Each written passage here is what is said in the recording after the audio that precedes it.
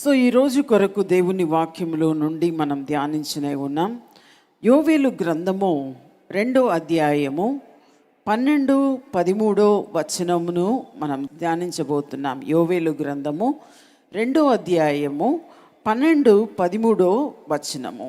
ఇప్పుడైనను మీరు ఉపవాసం ఉండి కన్నీరు విడుచుచు దుఃఖించుచు మనపూర్వకముగా తిరిగి నా యొద్దకు రండి, ఇదే యెహోవా వాక్కు అని నెక్స్ట్ వచనంలో, మీ దేవుడైన యెహోవా కరుణా వాత్సల్యము గల వాడును, శాంతమూర్తియు అత్యంత కృపగల వాడనై ఉండి తాను చెయ్యనుద్దేశించిన కీడును చేయక పశ్చాత్తాపపడును గనుక మీ వస్త్రములను కాక మీ హృదయములను చింపుకొని ఆయన తట్టు తిరుగుడి అని చెప్పి రాయబడి ఉంది.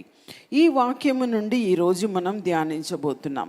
ఇక్కడ రాయబడిన మాటను మనం చూస్తే యోవేలు గ్రంథంలో మనం చూస్తున్నాం, మనం దుఃఖించు మనపూర్వకముగా దేవుని యొద్దకు తిరిగి నా యొద్దకు రండి అని ఉంది. అంటే ఒకవేళ మీరు దుఃఖపడము దేవునికి ఇష్టము అని నేను చెప్పట్లేదు, కానీ మనము దుఃఖించుచు మనపూర్వకముగా మనము తిరిగి ఎక్కడ రావాలంట, ఆయన నా యొద్దకు రండి అని అంటున్నారు. మీరందరూ ఈరోజు అంటే మా యొద్దకు మీరు రాలేదండి, మీరు దేవుని యొద్దకు మీరు వచ్చారు. హల్లెలూయా, హల్లెలూయా. ఇంకా మనం చూస్తున్నాము, ఆయన గురించి రాయబడి ఉంది, ఆయన కరుణ వాత్సల్యము గల వాడును. ఇంకా రాయబడి ఉంది, శాంతమూర్తియు అత్యంత కృపగల వాడనై ఉండి. అంటే మన దేవుడు ఎటువంటి దేవుడు అండి? అత్యంత కృప. ఇప్పుడు దేవుని కృప లేకపోతే ఈ యొక్క భూమి మీద ఎవ్వరు కూడా పరిశుద్ధులుగా మిగిలరండి. దేవుడు మాత్రం తప్పు పడితే ఇక్కడ గ్రౌండ్లో ఎవరు ఉండరు. కానీ దేవుడు ఎంత అద్భుతముగా తన రక్తమును చింది వెలను చెల్లించి మన కొరకు ఆయన ఈ భూమి మీద వచ్చి ఆయన నివాసము చేసి మన కొరకు సిలువలో రక్తమును కార్చి మరలా, అంటే ఒకవేళ రక్తమును కార్చి ఆయన చనిపోయి అలాగే సమాధి చేసి ఉంటే, దానితో అయిపోయి ఉంటే ఈ పాటికి ఈ యొక్క మీటింగ్ లేదు. కానీ ఎందుకు మనం అందరూ ఇక్కడ వచ్చి ఉన్నామంటే, చనిపోయిన యేసు 3వ దినం లేచాడు, ఇంకా సజీవుడుగా ఉన్నాడండి. హల్లెలూయా. ఎంతమంది నమ్ముతున్నారు?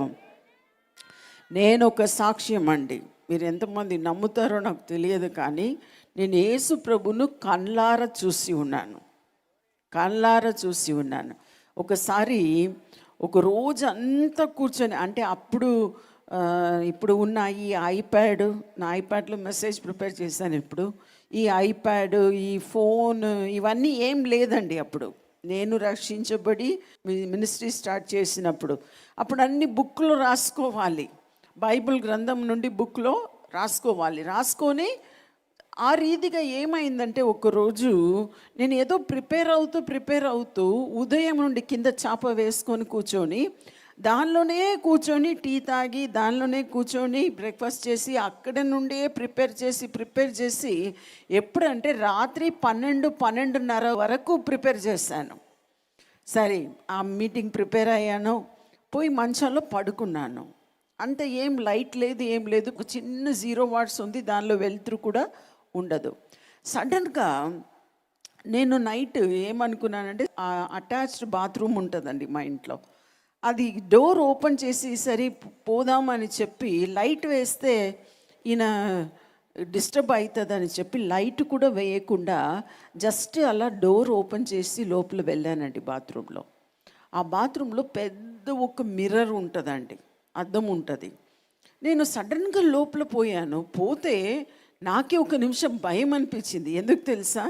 నా రూపము ఆ అద్దంలో ఇలా వెలుతురు వేస్తే ఎలా ఉంటుంది, అలా ఒక వెలుగు రూపము లాగా నా యొక్క రూపము అక్కడ వచ్చి నిలబడి ఉండడం చూశానండి.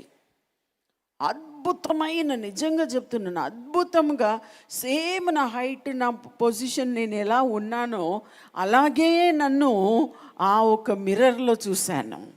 అలా వెలుతురులాగా చూశాను. అది చూసినప్పుడు నాకు ఒక నిమిషం భయం అనిపించింది. తర్వాత లైట్ వేశాను లోపల పోయి వచ్చి కొంచెంసేపు నా హార్ట్ అలా డక్కు డక్కు డక్కు అని కొట్టుకున్నది. నేను అడిగాను, ప్రభువా ఎందుకు ప్రభువా ఇది నాకు చూపించారు ఇలా?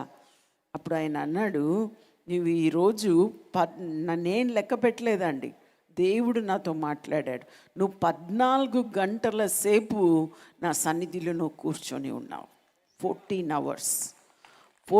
అవర్స్ దేవుని సన్నిధిలో కూర్చొని నీ వాక్యంను ధ్యానిస్తూ అలా ఉన్నాను గనుక నేను నిన్ను వెతికి రాలేనా అని చెప్పి దేవుడు అడిగాడు.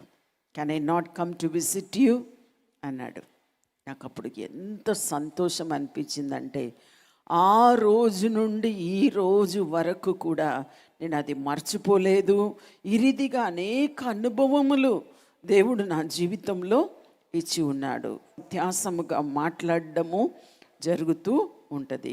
ఇంకా ఇక్కడ రాయబడి ఉంది, మీరు ఉపవాసం ఉండి కన్నీరు విడుచుచు దుఃఖించుచు మనపూర్వకముగా తిరిగి నా యొద్దకు రండి. అది ఇంకా చూద్దాం, ఇంకా క్లోజ్గా చూద్దాం.